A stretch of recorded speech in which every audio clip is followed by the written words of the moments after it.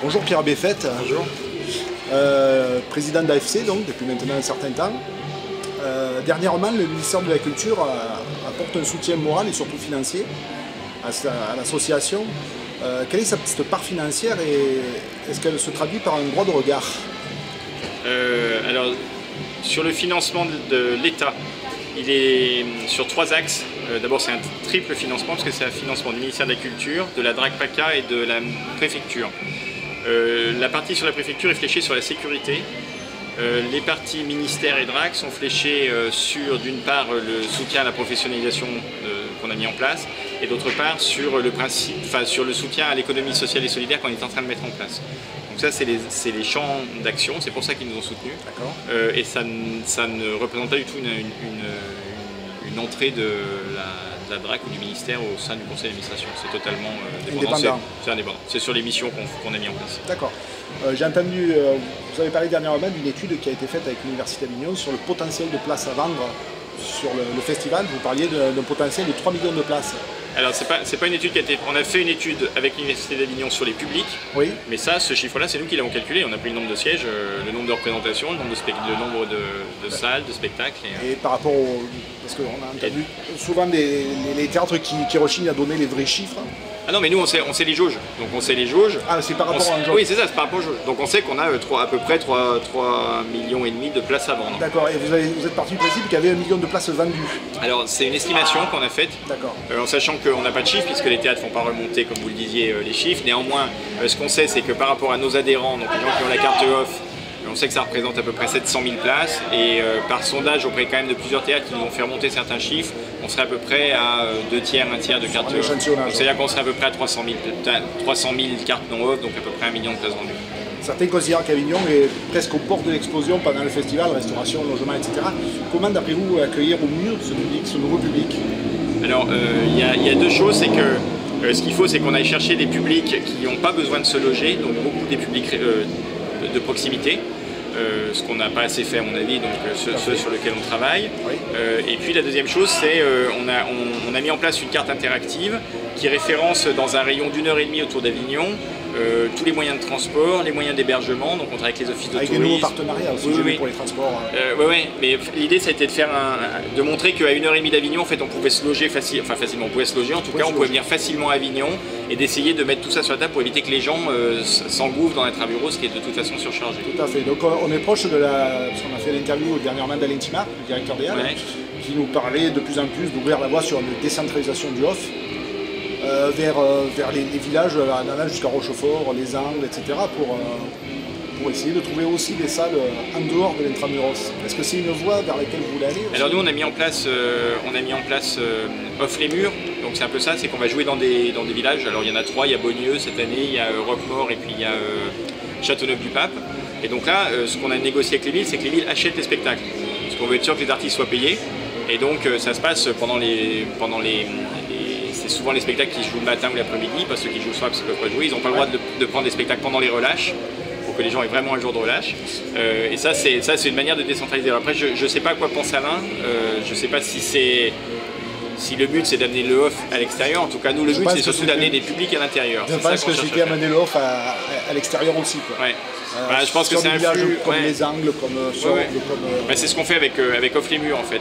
Mais moi je pense qu'il faut surtout qu'on aille chercher des publics et les amener à l'intérieur.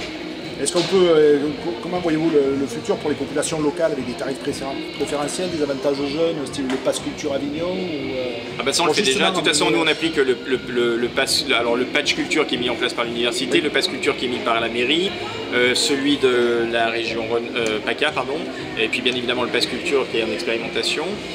Et puis après, nous on veut faire tout un travail auprès des publics de proximité qui ne viennent pas en fait, c'est ce qu'on appelle les publics exclus, les publics, je ne sais pas comment on les appelle, on a toujours des noms scientifiques, en tout cas les gens qui ne viennent pas au théâtre, qui habitent à côté et qui ne viennent pas, de savoir pourquoi ils ne viennent pas, parce que quand on regarde les rues d'Avignon, on a quand même un vrai problème de diversité pendant le festival. C'est inquiétant, donc on ne fait pas le travail de ces gens-là, et ils sont à côté, donc il faut qu'on aille les chercher, il faut qu'on les amène.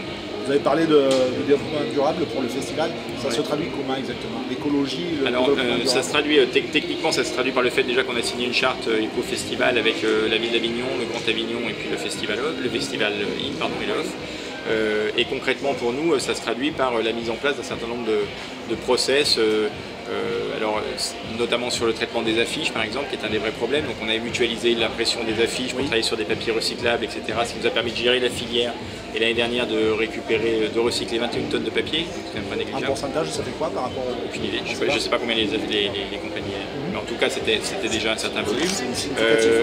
Là, on est en train de travailler sur la question de l'eau.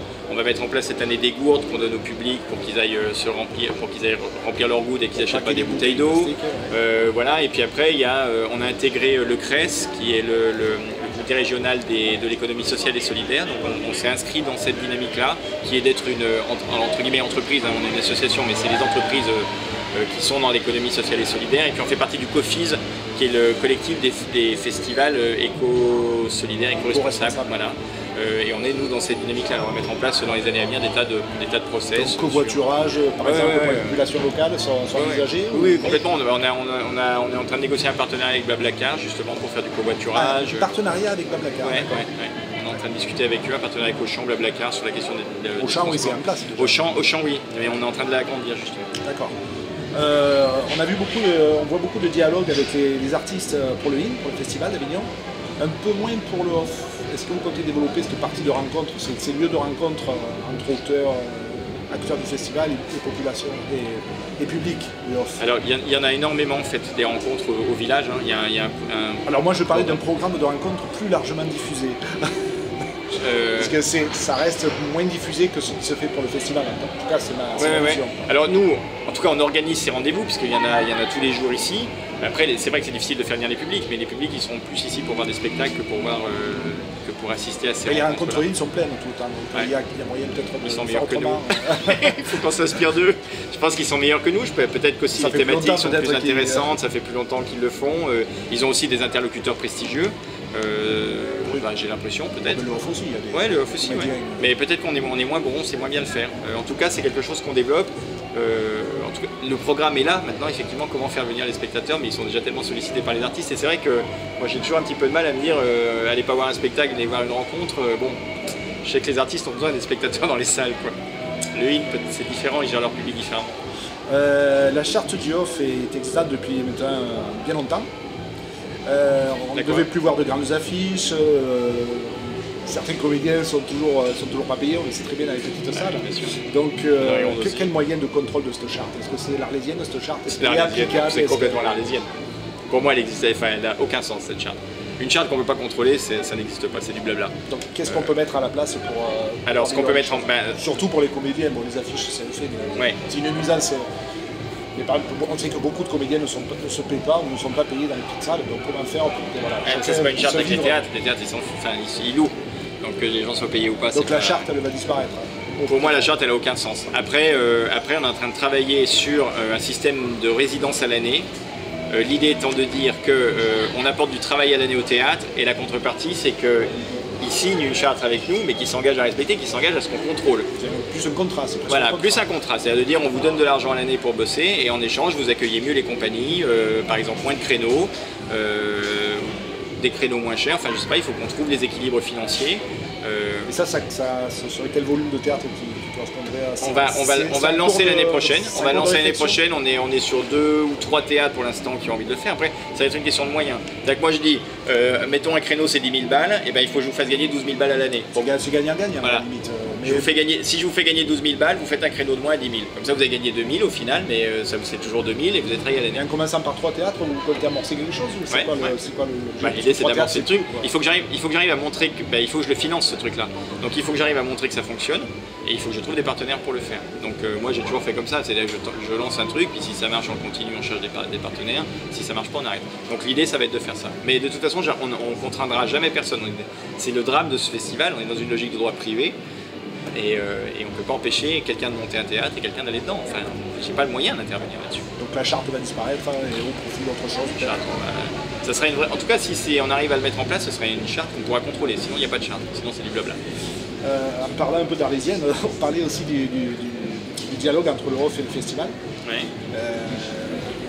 On est à quel point de ce dialogue? Est-ce qu'il y a toujours un dialogue entre... Alors, il y a en fait, sans faire de langue de bois, je trouve qu'il y a plutôt un bon dialogue. Parce que d'abord, Olivier Py, c'est quand même quelqu'un qui connaît le off.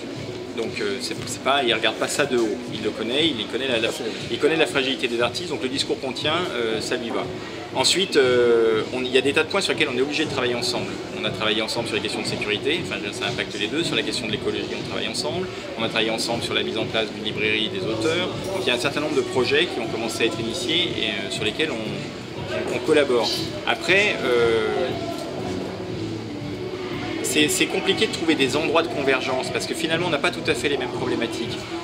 Olivier, il n'a pas de problématique de public, ses salles sont pleines. Moi, mon principal problème, c'est des problèmes de public pour que les salles soient pleines et que les artistes puissent travailler. Donc, quand tout ce qu'on fait sur le public le concerne moins, il a quand même une démarche artistique que nous n'avons pas, enfin que des théâtres ont, mais que moi... Cette différence a toujours existé. Oui, bien sûr. Mais ce qui fait que les points de convergence, en fait, ils ne sont pas si nombreux que ça. Et après, il y a un grand sujet sur lequel j'espère qu'on va arriver à trouver un point d'accord, c'est celui des dates. C'est d'un élément des dates. On avait parlé des dates également. Ben oui, bien sûr, mais alors on l'a essayé, mais après la réalité c'est qu'Olivier, chaque fois qu'il joue, ça lui coûte de l'argent. Donc il a besoin de plus d'argent pour durer plus longtemps. Et nous, c'est l'inverse. Nous, on a besoin que ça dure le plus pour que les gens gagnent de l'argent. Donc on est dans un espèce de truc. Il y a aussi quand même les salles qui veulent avoir plus de longueur dans les créneaux pour louer leur salle plus cher. Voilà, absolument. Est-ce qu'il n'y a pas quelque chose à faire? Ben, je pense qu'il y a quelque chose à faire. Pour moi, il y a un deal à trouver. Voilà. Et on n'est pas très loin. Parce que là, par contre, AFC a le pouvoir de dire on joue du temps à temps. Ouais, mais j'empêcherai pas un théâtre de faire plus longtemps s'il a envie. Hein. Si demain je m'aligne sur le in, vous pouvez être sûr que la moitié des théâtres joueront. Je sais que la dernière semaine, il y a beaucoup moins de fréquentation. Moi, je pense qu'il faut qu'on réduise de 2 ou 3 jours, que le in augmente de 2 ou 3 jours et on est bon. Et c'est pas grand chose. Converger vers. Ouais, il faut qu'on converge vers un 21 jours qui plairait à tout le monde. Je pense que c'est ça. En tout cas, j'espère qu'on y arrivera et j'espère arriver à les convaincre de le faire. Parce que c'est vrai que les artistes en dépendent vraiment.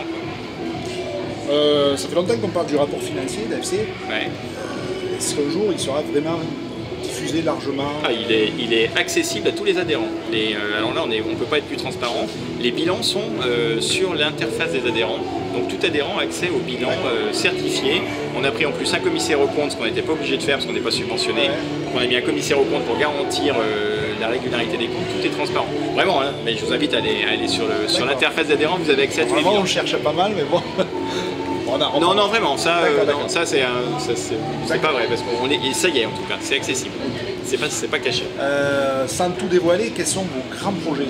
Je parle de vous, Pierre Béfette, le président d'AFC, quelle est la vision pour le futur du festival, quoi? Les grands changements que vous voyez, que vous souhaitez Moi, ce que je souhaiterais, c'est qu'on aille vraiment sur un festival écologique, vraiment, c'est-à-dire qu'à un moment on se pose vraiment la question des affiches.